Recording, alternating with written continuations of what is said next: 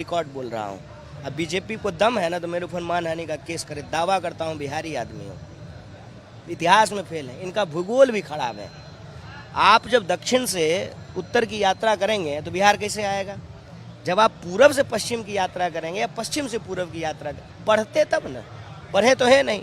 ये सब जो है ना लफंटर हैं। अपने कॉलेज के दिनों में गेट के बाहर जो है ना ये लड़की छेड़ते होंगे, तो इनको ना पढ़ाई लिखाई से कोई मतलब नहीं है। अगर ये पढ़े होते तो इनको मालूम होता कि देश की ज्योग्राफी क्या है।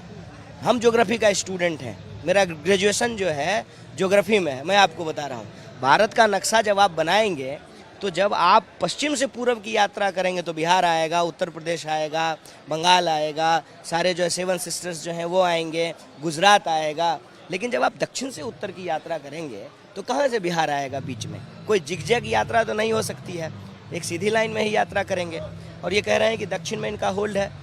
तमिलनाडु में 50 साल से कांग्रेस सरकार में नहीं है, और कई दशकों के बाद केरल में भी ऐसा हुआ है कि लेफ्ट गवर्नमेंट जो है वो रिपीट की है। केरल में भी हमारी सरकार नहीं है। तो तमिलनाडु में जो है अलायंस की क्योंकि गवर्नमेंट है, केरल में हमारी सरकार नहीं है, कर्नाटक में भाजपा की सरकार है, तेलंगाना आंध्रा में हमारी सरकार नहीं है। मैं आपको रूट बताता हूँ, मुझे मैप याद है, मैं ज्योग्राफी का स्टूडेंट रहा हूँ।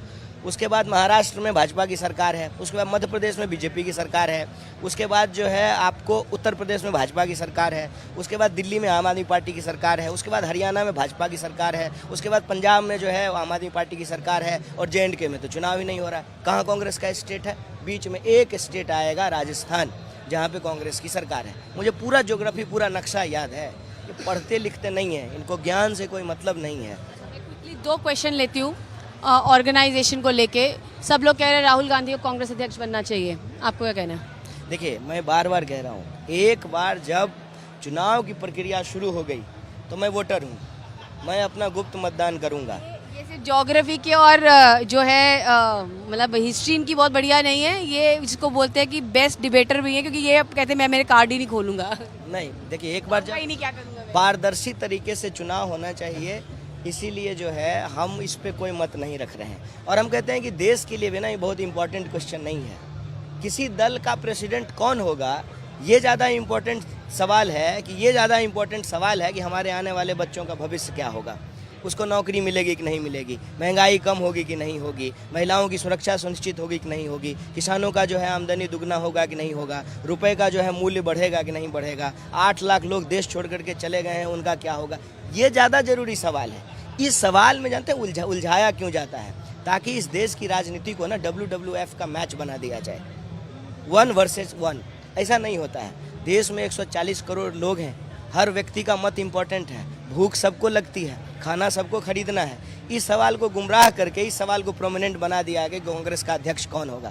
कांग्रेस अपना अध्यक्ष चुन लेगी, कांग्रेस के जो वोटर हैं वो वोट दे करके चुन लेंगे अपना अध्यक्ष। क्यों परेशान हो रहे हैं लोग बिना मतलब का? लास्ट क्वेश्चन है, आपने तो कह दिया WWF का मैच है, यहाँ पे थरूर साहब केरल से तैयारी कर रहे हैं, वहाँ पे सुनने में गहलोत साहब भी आ सकते हैं। वैसे वो कल पहुँच रहे हैं एक बार फिर से राहुल गांधी जी को मनाने के लिए, लेकिन खबर ये भी है कि वो उन्होंने कल हिंट ड्रॉप किया कि शायद दिल्ली जाना हो सकता है। तो आप ये कैसे देखते हैं? कांग्रेस का आपका सबका कहना है कि इंटरनल डेमोक्रेसी, बाकी तो बताएं। देखिए, as far as party president election का जो बात है, उसमें कॉन्स्टिट्यूशन के हिसाब से कोई भी चुनाव लड़ सकता है। थरूर साहब भी लड़े और किसी को लड़ना है और भी लोग लड़े, उसमें क्या दिक्कत है? अब उन जो है लोगों को दिक्कत ये है कि और कहीं तो चुनाव हो नहीं रहा है, कांग्रेस पार्टी के चुनाव को डिलेजिटिमेट कैसे किया जाए। ठीक है, अपना इंटरनल मैटर है, जिसको भी चुनाव लड़ना है लोग लड़ेंगे, जिसको वोट देना होगा लोग वोट दे करके अपने मत से जो है चुन लेगा, उसमें कोई ज़्यादा मुश्किल तो है नहीं। तो इसको बोला क्यों दी जाता है कि देखिए क्या है ना कि आप ऐसे ही अपने जीवन में खुश रहिए, तो कुछ लोग परेशान हो जाएंगे कि भाई ये क्यों खुश है। ठीक है, और तो कहीं कोई डेमोक्रेसी है नहीं। अब कांग्रेस पार्टी में चुनाव होता है तो उसको कैसे ये डिलेजिटिमेट किया जाए कि कांग्रेस पार्टी, अरे ये सब फालतू बात है, कोई चुनाव नहीं होता है, ये सब कहने की बातें हैं। तो कहने की बातें हैं तो इस पर वक्त क्यों बर्बाद कर रहे हैं हम लोग? जिसको चुनाव लड़ना होगा लड़ लेगा, जिसको जीतना होगा जीत जाएगा, जिसको हारना होगा हार जाएगा। फेस जो है वो राहुल गांधी, फेस जो है इस देश के अंदर जो करोड़ों कांग्रेस के कार्यकर्ता हैं वो सब फेस है। जब आप चाय की दुकान पे कांग्रेस पार्टी का पक्ष लेकर के लड़ते हैं तो आप कांग्रेस पार्टी के फेस नहीं हैं। जब आप व्हाट्सएप ग्रुप में अपने स्कूल के दोस्तों से कांग्रेस पार्टी का पक्ष लेकर के लड़ते हैं तो आप फेस नहीं है।